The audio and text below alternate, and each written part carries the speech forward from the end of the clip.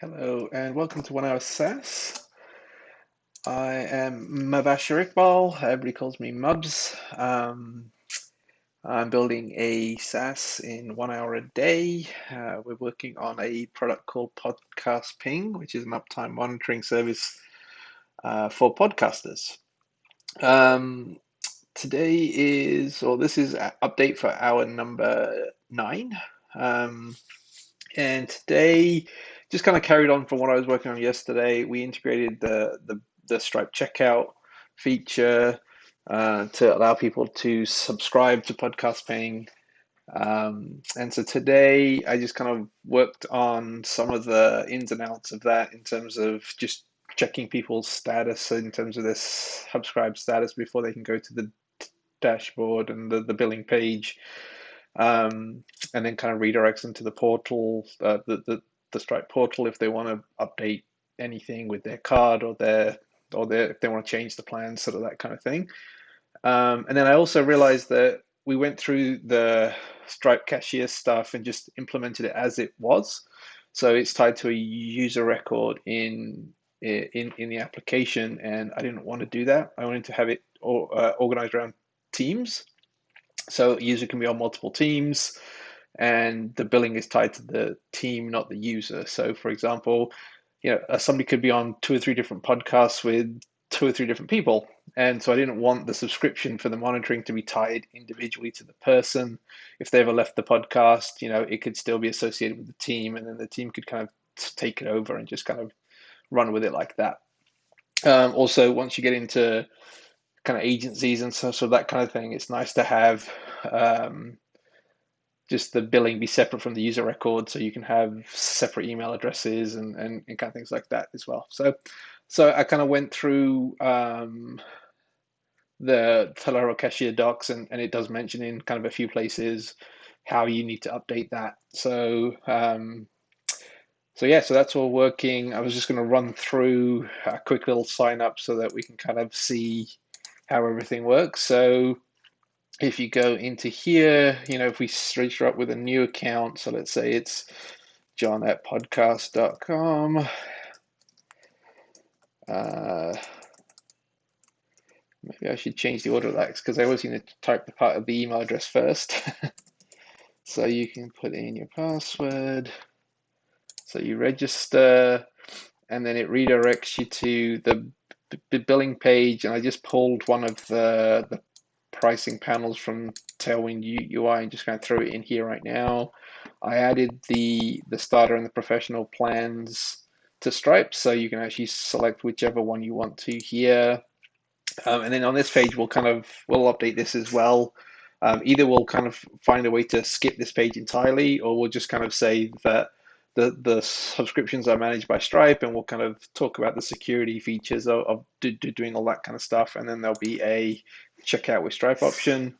And then so this takes you to the Stripe page, and then we have the other plan here, which is the professional plan. And so this is the advantage of doing it with a team, is that we don't actually have to tie it to the user record here. So we can just let them, some agency.com, and then we'll just use the test card numbers here. And then, the name on the card, which we, so that doesn't really matter. And then any valid zip code, and you hit subscribe. This will go off and charge the card, create the record called the webhook, so that we get told about the new account running. And then once you're subscribed, it's taking a while here. Didn't realize this was going to take quite so long. So there it goes. It's probably because we're running on behind the webhook. Well, maybe it's because the webhook stopped working. That failed. It does say this is not supposed to show you this if that succeeded. Let's check Stripe to see what might have gone wrong. So let's check the webhooks to see if anything failed. And Oh yeah, it says that this failed. So I don't know why. It might just be because I started expose up after I didn't restart it once my machine woke up. So I probably need to do that again. So I'm just going to run the, just going to call these again and see if that succeeds this time. And yes, it did. And we'll just do that to all of these. And then hopefully, once I refresh, things are going to be a-okay. And then we just got one more webhook call to make. There we go. So I'm just going to move this away. And if I go back to here, now that we have that run, it says you're a subscriber and we show you to manage your subscription. And then so this will take you over to the Stripe portal. And so now you can see what plan you're on. You can switch out to the other plans if you want. So you can switch to the starter plan. You can switch to the starter, or you can switch to the starter annual. It's funny. Oh, maybe I didn't. Thought I added the annual plan for the professional, but perhaps I didn't. Yeah, that's weird. Like you can't switch the current plan? I don't know. I'll have to look into that to make sure what I created. I don't remember if I did that properly.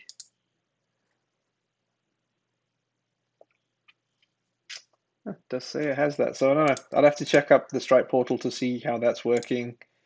Because it's weird that you can't switch to the annual for the professional.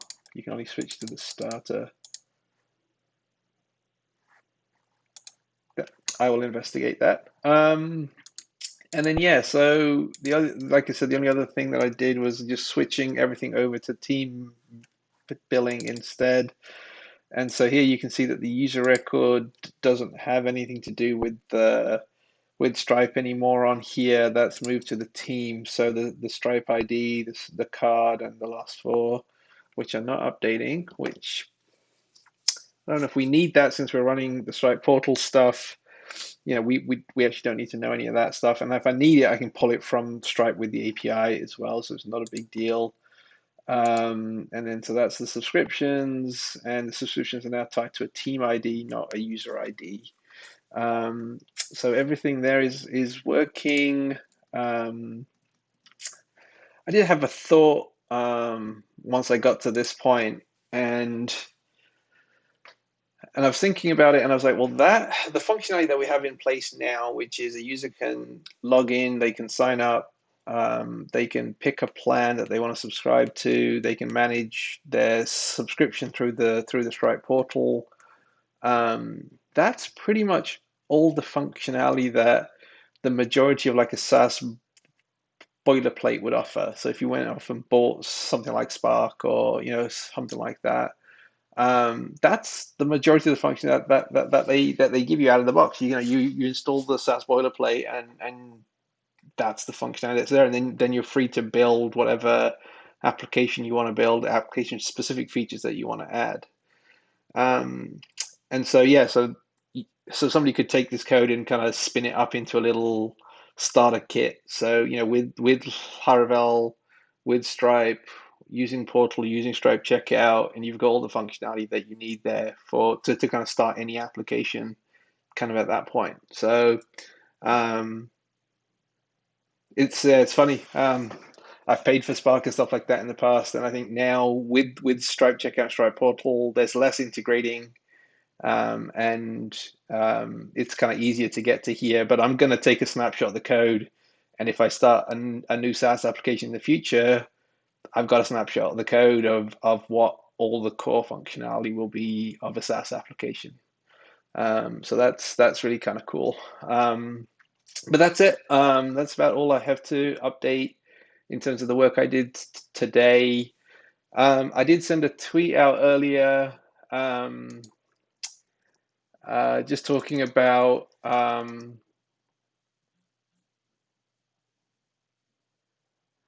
Let me see if I can find the tweet. Where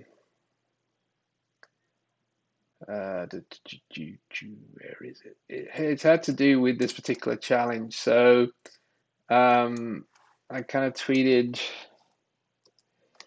that, you can understand why people who only have an hour a day to work on stuff, have really hard time. And it's a hard time, um, with just from the mental perspective. Like, yes, you're making progress, but that 1 hour is hard to do like an hour's full of work because you're trying to figure out where you were yesterday, kind of what you're going to do for the day. And then that context switching and mentally, you just can't get a lot accomplished in that hour. And so it doesn't feel like you're making a lot of headway. And, like I said in my tweet, I feel like, what took me 8 days probably would have taken me a couple of evenings, right? And I would have felt like I was making a lot more headway instead of like, stretching it out over the space of 8 days. Um, and so so I can understand why kind of mentally it's kind of hard if you just have 1 hour a day. I tend to I tend to get very excited about a project, and I will work for a few hours kind of every evening until it's to a point where I'm kind of happy with it. And mentally that's much easier to do because you have that mental energy and you feel like you're making good headway and you don't want to stop. But if you've only got that 1 hour because of life and friends and family and kind of other commitments and things, I can see why it's tough to kind of stick with it and actually, continue to make headway. And it's a little different for me because I'm doing as part of this challenge and kind of trying to document what I'm actually working on as well. So I feel like I'm still feel like I'm adding more value with the stuff outside of the actual writing the code of the application. But if you're just sitting there trying to build your SaaS app, I can see how it would be really, really hard. So props to anybody who's built like this just because of the time restrictions. Um, and hopefully it becomes easier, but we'll see how it goes with the rest of these hours and see if I can carry on being motivated and stuff. Just because what appears to be the lack of progress. But I mean, I know, I'm putting in my hour every day and I'm working and making headway. It just doesn't feel like that.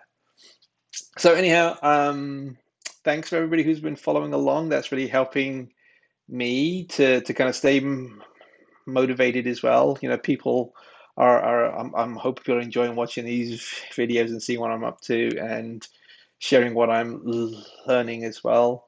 Um, and I hope you carry on watching until tomorrow.